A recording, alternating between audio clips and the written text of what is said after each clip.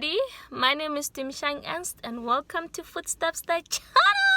Alright, so as you can see, I'm recording in the car. It's like 10 minutes before 9 on a Monday morning, and I decided let me record before I walk into the office. So this recording is definitely gonna be less than 10 minutes. Yay!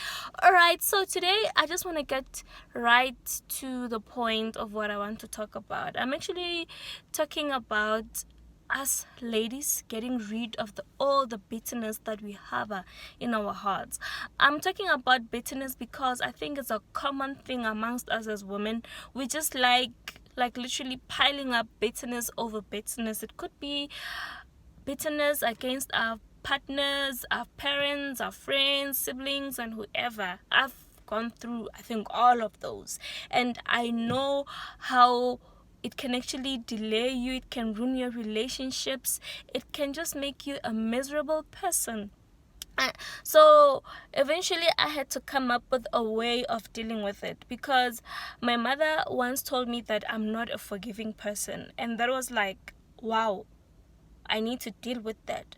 Because as we know, the Bible says that we need to forgive other people so that Christ or God can also forgive us. We know the Lord's Prayer. It says, forgive me my trespasses as I forgive those who trespass against me. So if I don't forgive people, then I just know that I'm not getting forgiven. And we all know that none of us is perfect. We're always looking for God's forgiveness day in and day out. So what I'm saying is that we need to have a way of dealing with all that bitterness that we harbor on the inside. Sorry for looking aside. I think it's just disturbing being in the car. And then, with that being said, I had to come up with a strategy. And I came up with it, I think it's last year. Last year, I was actually harboring a lot of bitterness against a group of Christians that actually did something very bad to me. So I'm one of those Christians who've been hurt by Christians. Like, literally, hey, it's rough, it's bad. And I think the reason I harbor bitterness is because I'm not confrontational, which is something that I'm working on. So I had to come up with something that works so that I know that I genuinely forgive people. So I started praying about it. So when somebody hurts me and they say something bad towards me, or they mistreat me, or they do something, literally I go to God afterwards and I'm like, Father, this is how I feel about this person. Help me to forgive them. And then after that, I pray for that person. I literally say, okay, he's hurt me, he's done this and this to me, but Lord, I pray that you bless her. I pray that you bless him. I pray that you give him good things. I pray that you give them promotion and whatever and whatever and whatever. And I genuinely pray for them. And trust me, after praying for them, the one thing that I know is that, first of all, that bitterness goes because I'm genuinely wishing the best for them. Secondly, I am genuinely praying for them. So I am like their intercessor.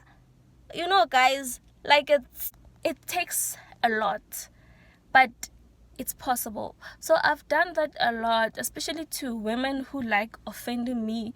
I pray for them, and you know what, sometimes I just look and I see things going well for them, and in my heart I'm like, that's my prayer, you know. And it brings that sense of joy, sense of fulfillment, and you actually you are genuinely happy for people. So this is for my ladies. You know what, guys, you don't need to be bitter.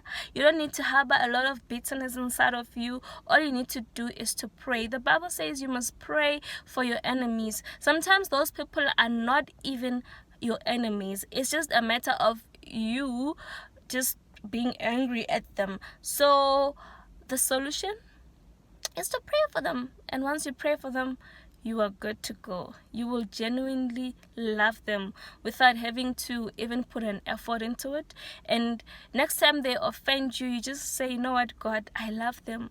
And yeah, it actually brings that you cross a Rubicon where you know that now I love them, I genuinely love them, and I don't care how much they hurt me, I will always love them. So that brings me to the conclusion of this post, that love does not keep any record of wrongs, guys. If you love someone and if you genuinely want to be a loving person, you will not keep any record of wrongs. With that said, bye bye, peace up, and I love you.